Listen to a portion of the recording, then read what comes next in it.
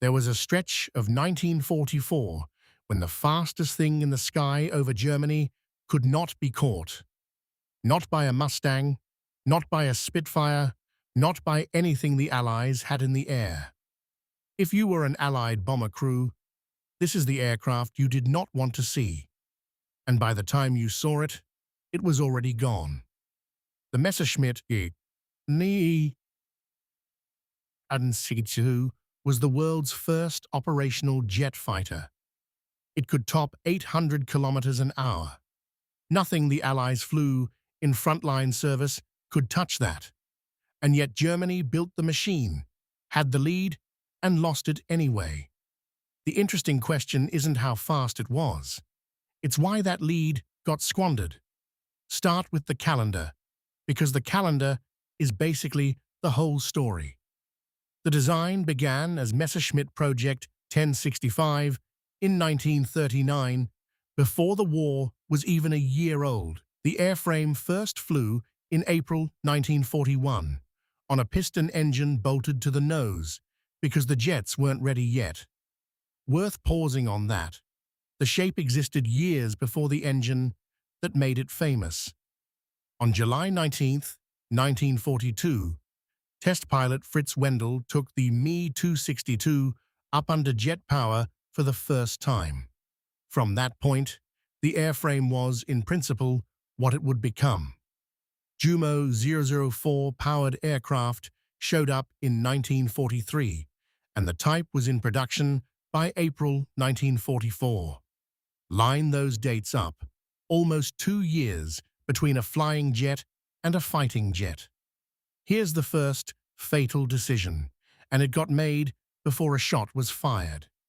Messerschmitt's design won out over Ernst Heinkel's He-280, partly because Messerschmitt built his airframe around the Junker's axial flow engine. On paper, that was the smart bet. Axial flow was the future. But the future arrives late. Those engines turned out far harder to perfect than anyone wanted to admit, and the airframe just sat there waiting on them.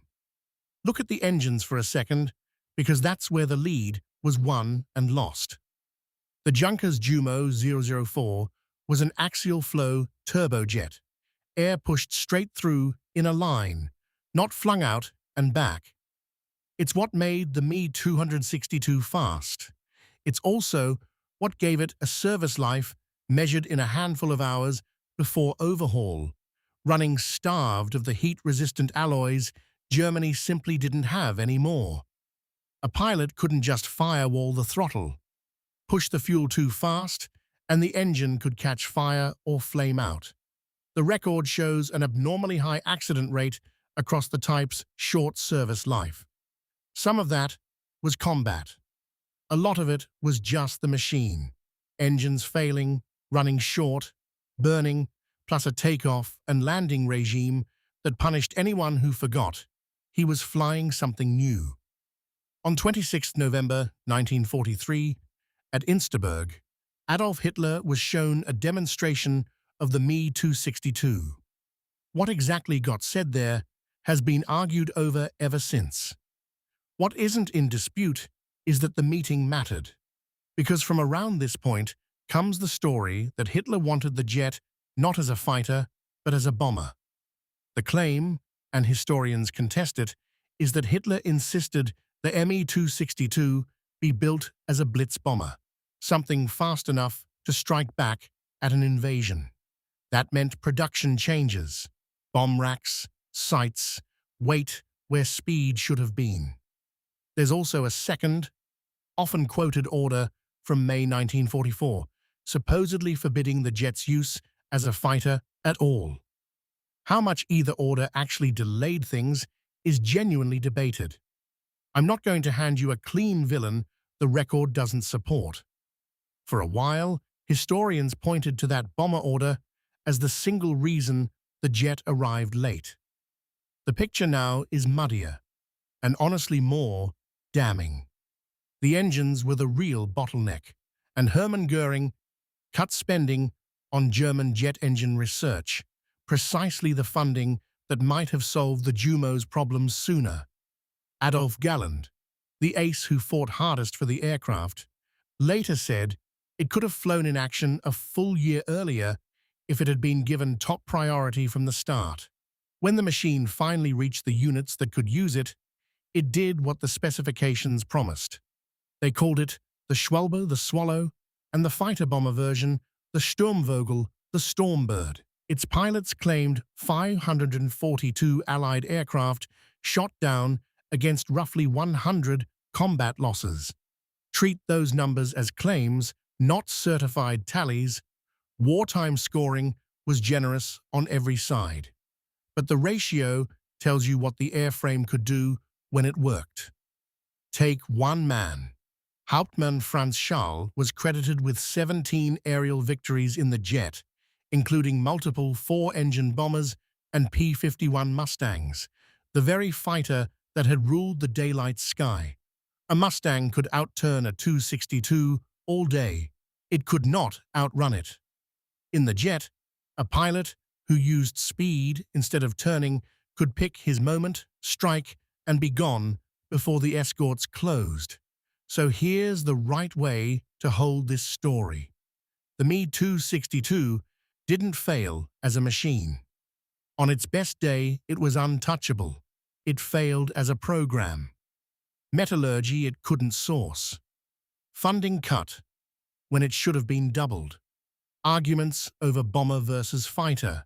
A 2-year gap between first flight and first squadron.